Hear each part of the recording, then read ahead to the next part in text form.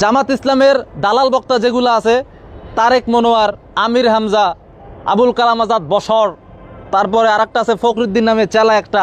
তোমাদের জামাতিদের দালাল বক্তাদের যদি হিম্মত থাকে আমার এই ভিডিওগুলো খণ্ডন করো। জামাত ইসলাম, জামাত শিবির, বর্তমানে জামাত শিবিরের উৎপাত খুবই বেশি। জামাত শিবির অনেক চিল্লাচিল্লি করে, লাফালাফি করে, আর মানুষের বাসায় গিয়ে ঘরে ঘরে গিয়ে মুসলমানদের কাছে ভোট ভিক্ষা চায়। কিন্তু আমাদের মুসলমানদের কি উচিত জামাত শিবিরকে ভোট দেওয়া? না। আমাদের মুসলমানদের কি উচিত জামাত শিবিরকে সমর্থন করা? না। কেন? কারণ এই জামাত শিবিরদের আকিদা জঘন্য কুফরি আকিদা। এই জামাত শিবিরদের প্রতিষ্ঠাতা আবুল আলা মওদুদী, ওর ছিল জঘন্য কুফরি আকিদা, এবং ওর ওই রকম আকিদাই বর্তমানের জামাত শিবিরের এরা রাখে। বর্তমানের জামাত শিবির এবং জামাত শিবিরের প্রতিষ্ঠাতা আবুল আলা মওদুদীর কেমন জঘন্য কুফরি আকিদা ছিল এটা আমি আপনাদেরকে আজকে আবুল আলা মওদুদীর কিতাব থেকে দেখিয়ে দিব এবং পড়ে শুনিয়ে দিব। আপনারা খেয়াল দিয়ে দেখবেন এবং শুনবেন। জামাত শিবিরের প্রতিষ্ঠাতা আবুল আলা মওদুদী, তার লেখা কিতাব তাফহিমাত, এই কিতাবের প্রথম খণ্ড 118 পৃষ্ঠায় স্পষ্ট লেখা আছে, सब जगह अल्लाह के रसूल अल्लाह की किताबें लेकर आए हैं और बहुत मुमकिन है कि बुद्ध, कृष्णा, राम, कन्फ्यूशियस, जर्दिस, मानी, सुकरात, फिसागोरास व गैरहुम उन्हीं रसूलों में से हो। অর্থাৎ মওদুদী বলেছে যে পৃথিবীর সব জায়গায় আল্লাহর রাসূলগণ আল্লাহর কিতাব নিয়ে এসেছেন এবং অনেক সম্ভাবনা যে বৌদ্ধদের বুদ্ধ, হিন্দুদের রামকৃষ্ণ আর পিথাগোরাস এরাও আল্লাহর রাসূল। নাউজুবিল্লাহ। এই জঘন্য কুফরি আকিদা কাদের? জামাতিদের। জামাত ইসলামের প্রতিষ্ঠাতা আবুল আলা মওদুদীর। চিন্তা করেন, হিন্দুদের রামকৃষ্ণ, বৌদ্ধদের বুদ্ধ, পিথাগোরাস এরাও আল্লাহর রসুল, এইরকম জঘন্য আকিদা রাখে জামাতিরা। এজন্যই কিন্তু দেখবেন যে বর্তমানে জামাতিদের কিছু নেতা হিন্দুদের মন্দিরে গিয়ে রামকৃষ্ণ সম্পর্কে অনেক সুন্দর সুন্দর কথা বলে যে তারাও আল্লাহর পক্ষ থেকে অনেক বাণী নিয়ে এসেছে। নাউজুবিল্লাহ। কারণ কি? তাদের প্রতিষ্ঠাতা আবুল আলা মওদুদী তো এই আকিদা রাখতো, এই জন্য বর্তমানের জামাতিরাও এইরকম জঘন্য কুফরি আকিদা রাখে। তো এইরকম জঘন্য কুফরি আকিদা মার্কা জামাত শিবিরকে ভোট দিবেন? সমর্থন করবেন? কখনোই না। এরপর আরেকটি কুফরি আকিদা দেখেন, জামাত শিবিরের প্রতিষ্ঠাতা আবুল আলা মওদুদীর লেখা কিতাব তাফহিমাত, এই কিতাবের দ্বিতীয় খণ্ড 291 পৃষ্ঠায় স্পষ্ট লেখা আছে, যেখানে নারী ও পুরুষদের সমাজ মিশ্রভাবে রাখা হয়েছে, যেখানে মাদ্রাসা, অফিস, ক্লাব সমূহে এবং বিনোদন কেন্দ্রে নির্জন ও প্রকাশ্য উভয় অবস্থাতেই পুরুষ ও সাজসজ্জিত নারীদের অবাধে মেলামেশা ও একসাথে উঠা বসার সুযোগ থাকে, যেখানে সর্বত্র অসংখ্য যৌন প্ররোচনামূলক উপাদান ছড়িয়ে আছে, जहां मेयार अखलाक भी इतना पस्त हो कि नाजायज़ ताल्लुकात को कुछ मायूब न समझा जाता हो, ऐसी जगह ज़िना और क़ज़फ़ की शरई हद जारी करना बेलाशुबा जुल्म होगा। যেখানে নৈতিকতার মান এত নিচে নেমে গেছে যে অবৈধ সম্পর্ককেও আর নিন্দনীয় মনে করা হয় না, সেখানে জেনা বা ব্যভিচার ও মিথ্যা অপবাদের জন্য শরীয়ত সম্মত শাস্তি কার্যকর করা নিঃসন্দেহে জুলুম হবে। নাউজুবিল্লাহ। আবুল আলা মওদুদী কি বলতেছে? তার আকীদা কেমন? যে যেখানে অবৈধ সম্পর্ককে নিন্দনীয়ভাবে দেখা হয় না, অর্থাৎ খারাপভাবে দেখা হয় না, ওই জায়গায় জেনা বা ব্যভিচারের শাস্তি প্রয়োগ করা বা শাস্তি শরীয়তসম্মত যে শাস্তি দিছে, জেনা বা ব্যভিচার করলে যে শাস্তি দেওয়া হয়েছে, ওই শাস্তি কার্যকর করা নিঃসন্দেহে জুলুম হবে। অর্থাৎ আল্লাহ তাআলা আমাদেরকে যে শরীয়ত দিয়েছে এবং শরীয়তের যে বিধান দিয়েছে জেনা করলে ওই শাস্তি, সেই শাস্তি প্রয়োগ করাকে আবুল আলা মওদুদী জুলুম বলতেছে। অর্থাৎ আল্লাহ তাআলা যে বিধান দিয়েছে সেই বিধানকে জুলুম বলতেছে। তাহলে নাউজুবিল্লাহ পরোক্ষভাবে আবুল আলা মওদুদী মহান আল্লাহ তাআলাকে জালেম বলতেছে। নাউজুবিল্লাহ। কারণ বিধান তো দিয়েছেন আল্লাহ তাআলা, তো আল্লাহ তাআলা যেই বিধান দিয়েছেন সেই বিধানকে জুলুম বলে এই জামাত ইসলামের প্রতিষ্ঠাতা আবুল আলা মওদুদী স্বয়ং আল্লাহকেই জালেম বানিয়ে দিল। নাউজুবিল্লাহ, নাউজুবিল্লাহ, আলফা আলফা মাররা।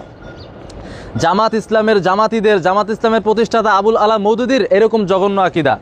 সে বলতে চায় যেখানে অবাধ মেলামেশা হয় এবং এটাকে খারাপভাবে দেখা হয় না, সেখানে শাস্তি প্রয়োগ করা যাবে না, আল্লাহর বিধান কার্যকর করা যাবে না। নাউজুবিল্লাহ। তাহলে আল্লাহ তাআলার বিধান কি এক জায়গায় জুলুম আর এক জায়গায় জায়েজ? এটা বলতে চায় জামাত ইসলামের প্রতিষ্ঠাতা আবুল আলা মওদুদী। নাউজুবিল্লাহ। কত বড় জঘন্য কুফরি আকীদা, এবং আল্লাহ তাআলাকে পরোক্ষভাবে জালেম বলে দিল। নাউজুবিল্লাহ। তো এইরকম জামাত শিবিরকে আপনারা ভোট দিবেন? সমর্থন করবেন? কখনোই না। এরপরে জামাত শিবিরের আরও জঘন্য একটা আকীদা দেখেন, জামাতের প্রতিষ্ঠাতা আবুল আলা মওদুদীর লেখা কিতাব রাসায়েল ও মাসায়েল, এই কিতাবের প্রথম খণ্ড 26 ও 27 পৃষ্ঠা ইসমতে আম্বিয়া বিষয়ের পরিচ্ছেদে স্পষ্ট লেখা আছে।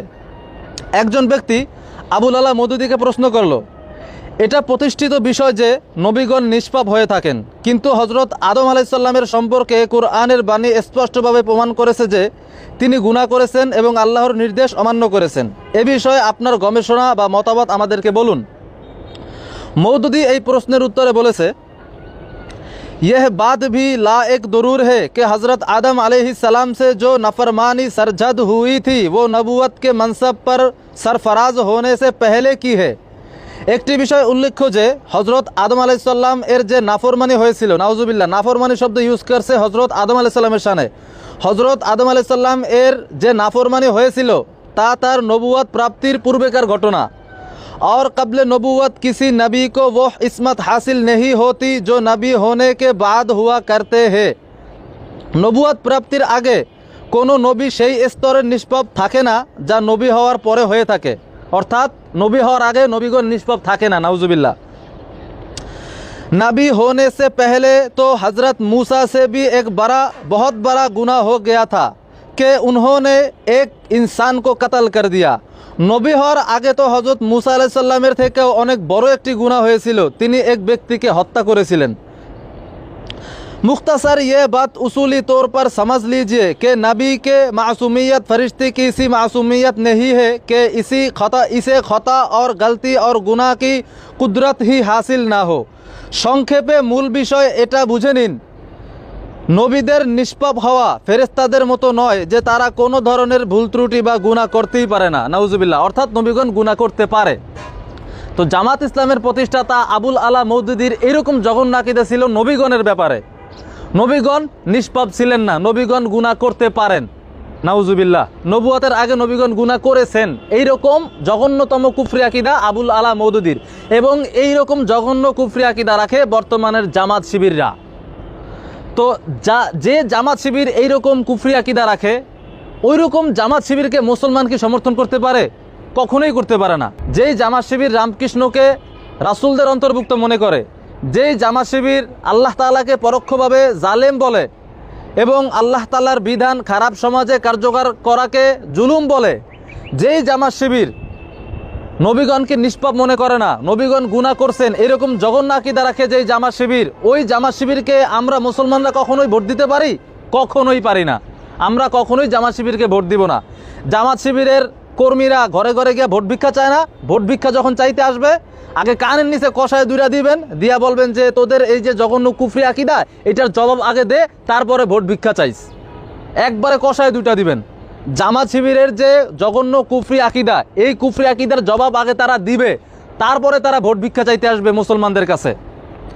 জামাত ইসলামের দালাল বক্তা যেগুলো আছে, তারেক মনোয়ার, আমির হামজা, আবুল কালাম আজাদ বশর, তারপরে আরেকটা আছে ফখরুদ্দিন নামে চেলা একটা, এইগুলো যারা আছে, এইগুলো সবগুলার আমি বললাম তোমাদেরকে, তোমরা পারলে তোমাদের বাপ, তোমাদের জারজ বাপ আবুল আলা মওদুদীর এই জঘন্য কুফরি আকীদাগুলো খণ্ডন করে পারলে বা এগুলো জবাব দিও পারলে আমার, তোমরা জামাতের দালালি করো, জামাত শিবিরের পক্ষে দালালি করো, একচেটিয়া পাও চাটো জামাতের, কিন্তু জামাতের জঘন্য আকীদা যে আছে মানুষকে এই সম্পর্কে সতর্ক করো না।